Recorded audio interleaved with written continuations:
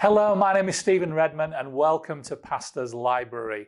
This is the channel where we talk about the sort of books that might be on the bookshelf of your minister, your pastor, or a theology nerd, or someone who's doing a university course on a Bible study or theology.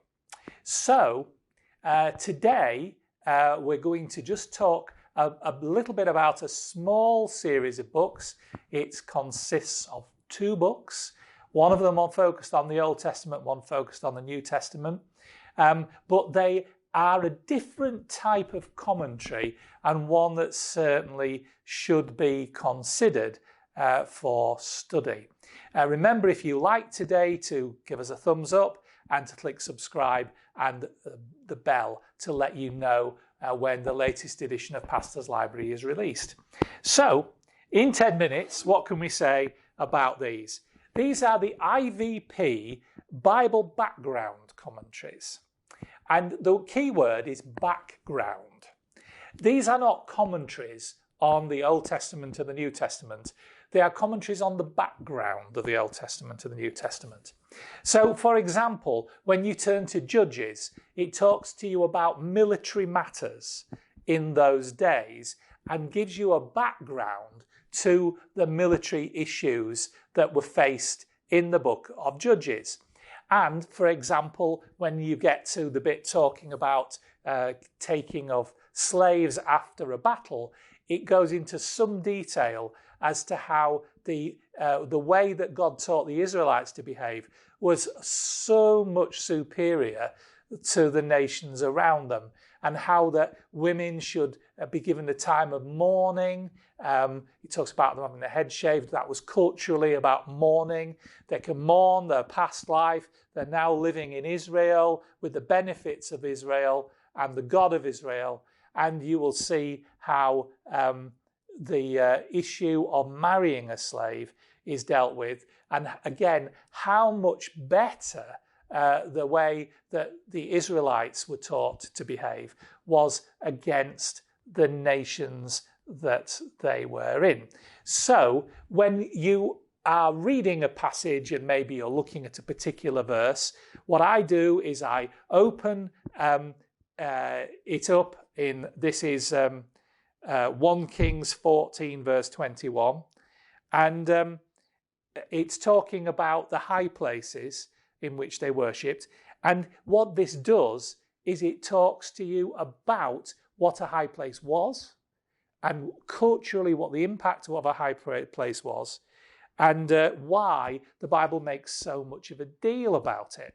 So this is what one of these background commentaries does. And it's really very helpful. It really does. You know, people say you can't understand the text unless you understand the context. Well, this is the book that helps you understand the context. It talks about the background of what was being talked about at the time. So this one is written by 3 commentators, 3 theologians, one of which, John H. Walton, is one of the best Old Testament commentators in the world. The other 2 are well known and do a good job. And this is a very, very good volume. The New Testament one is written by a single author, Craig Keener, and Craig Keener is one of the most prolific authors of our day. He is always working on a commentary and some other book, and this one is really quite excellent. So that if you are looking in Luke, you will see some of the ways that Jesus is reaching out to those people who are maybe on the edge of society, which is a very different approach to other gospel writers. For example, in Luke chapter 6, there's a whole section on treating others mercifully.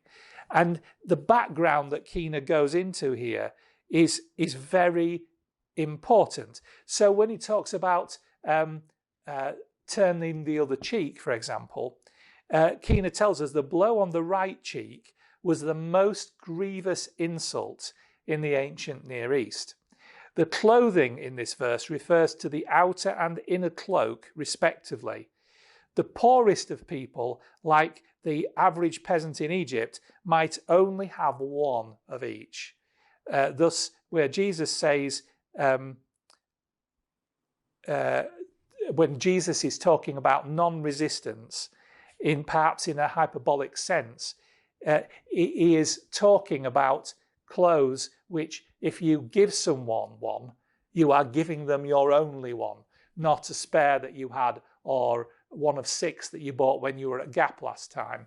This is really a quite interesting insight. So all of these comments in this volume are in the same vein. They are referring to the background of it. So, for example, when you read about the crucifixion in John, it talks about crucifixion in general and what we know about it historically. When it talks about the witnesses in John chapter 21, it talks about how Greek, Roman and Jewish documents ended and the comparison with the gospel. So this is a really good reference to have. And once again, when I'm preparing a message from the New Testament, I will always have a quick look to see on any passage that I'm reading if there is something worth repeating and something that's helpful. There isn't always, but these 2 sturdy volumes are important to me. And they are 2 of the books that I will refer to most often when preparing a sermon. And if you hear me come out with something, you think, oh, goodness me, I didn't know that about the context of the day, it might just have come from one of these. So really let me encourage you to say, these are not cheap books, but they are worthwhile. For any pastor, any preacher, an excellent reference point. And if you are just doing a degree, you may well find something that will really help you in them. So get them on your reading list, visit the libraries, see if there's one available. But otherwise, it may be something that you wish to purchase. Do remember digital versions. Digital versions can be a lot cheaper. If you're like me and you're starting to get a bit long in the tooth and you like paper to run your fingers through, then there are still the old printed versions. But these are fairly recent publications and up to date and again very quotable for degree essays. If you've liked this today, please give us a thumbs up. Click the bell and subscribe if you want to know when the next Pastor's Library is released. Thank you for listening.